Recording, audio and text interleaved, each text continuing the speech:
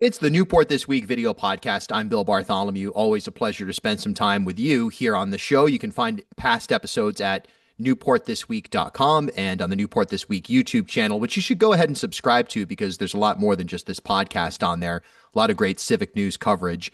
And today, look, this is an issue that is a perpetual issue, but it's highlighted during Mental Health Month, which we are currently in May. And obviously, that's mental health. And specifically speaking, when we pare it down to our community on Aquidneck Island, some of the work that's happening in places that you would expect and in places that you wouldn't expect. Sometimes these things are right in front of us, and there's obvious examples of where mental health practitioners are working. And then sometimes there are programs and things that are happening that are sort of behind the scenes. Holistically speaking, Newport Mental Health, employing about 200 people in a variety of roles, really hits to all fields on this. And Dayna, I guess the move here is why don't you introduce yourself and tell us about your work in this extremely important space? Thank you, Bill. Thank you for having me on the show today. I'm Dayna Gladstein. I'm the president CEO of Newport Mental Health, and very happy to be here. I got some great questions to answer for the article, and we have a few minutes to talk. So happy to answer any questions you have. Newport Mental Health has a large volume of patients. And when you look at the 2024 numbers, 13,000 clients. Um, the Rhode Island outreach team engaged with nearly 6,000 people, and the emergency services team interacted with just over 5,000 people through calls to the crisis hotline here in Rhode Island. We've seen stark increases in this year over year since the pandemic. What is right now the state of mental health care on Aquidneck Island, and what is the need that you're responding to? Those numbers tell a pretty significant story. So I think we've all heard the news, and there's a lot of unknowns and apprehension about more people falling into poverty and more people falling into um, stressful situations, which will increase the demand on the safety net. So when I say the safety net, I'm talking about, where do people go for help? They go to the hospital, they go to clinics, they go to mental health centers. I'm there are a lot of unknowns, which is one of the problems. I think that if we knew more right now, we maybe there wouldn't be so much fear in the atmosphere. But I my hope and my strategy is going to be to try to encourage people who have behavioral health needs, substance use issues, and mental health issues to access our center um, when before they need to go to an emergency room. Um, doesn't have to get that bad. And to do that, we are trying to be as welcoming and accessible as possible with making hours available for walk-in 5 days a week.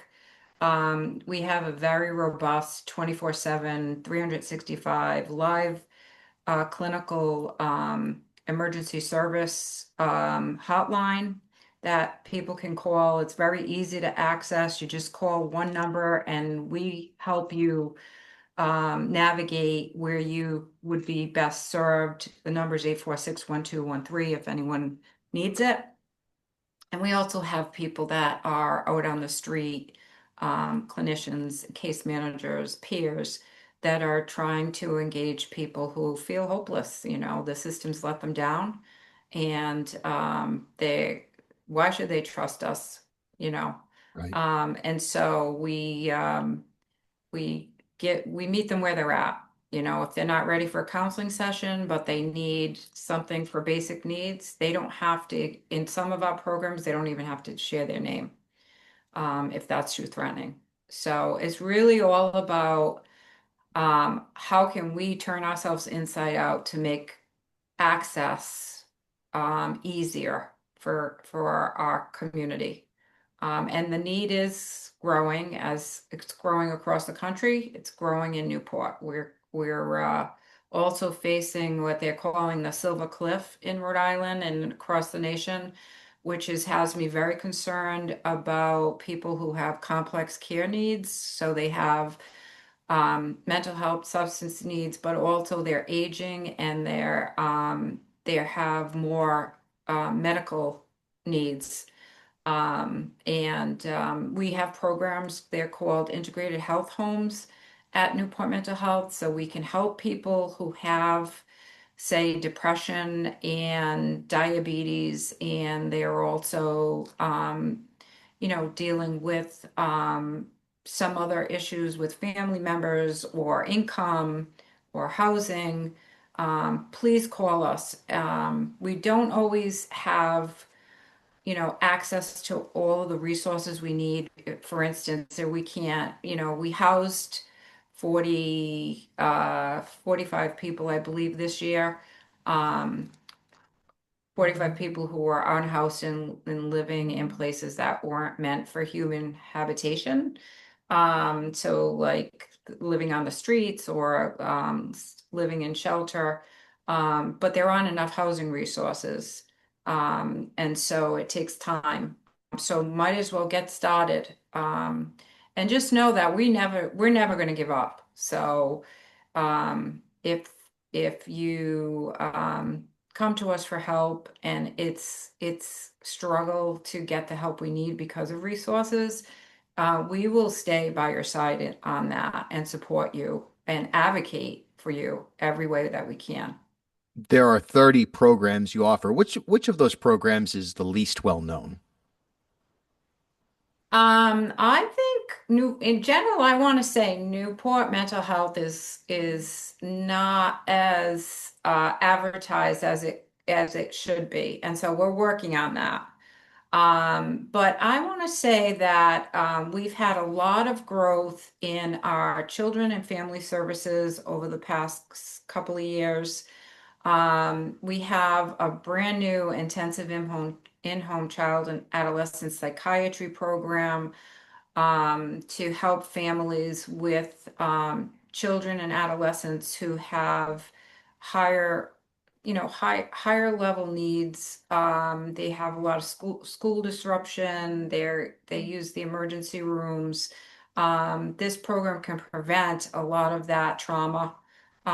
So please call us and access that for us from us. We also have a fantastic very well attended intensive outpatient program for adults with substance use issues and co-occurring substance use and mental health issues.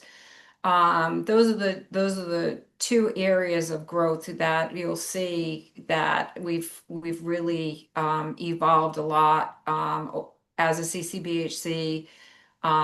We're able to access a different payment model that has helped us grow those areas where prior to these last couple of years we haven't had access to that. Although um, our services are only as good as the support we get from the community.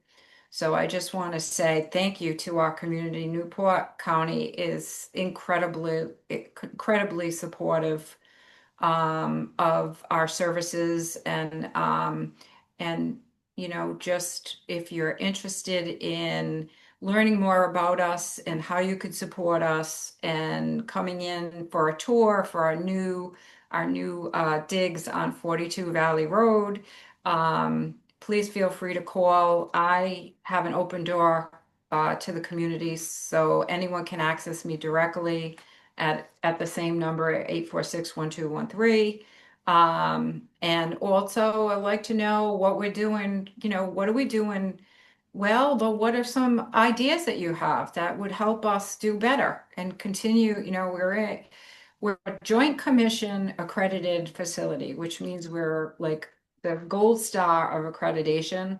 And part of being a gold star is recognizing that you're not perfect and that you need your community and your clients to have a voice and to be able to keep us on our toes and tell us what we could be doing better, continuous quality improvement. So Absolutely agree. It's a community-wide effort here. There's no one that could speak that better than you, as you just described right there. Dayna, thanks so much for your time today. And again, just one more time, that crisis, or really the way to get in touch on any matter, the phone number is again 846-1213. 846-1213. Thanks, Dayna. Thank you. Have a wonderful day. You too.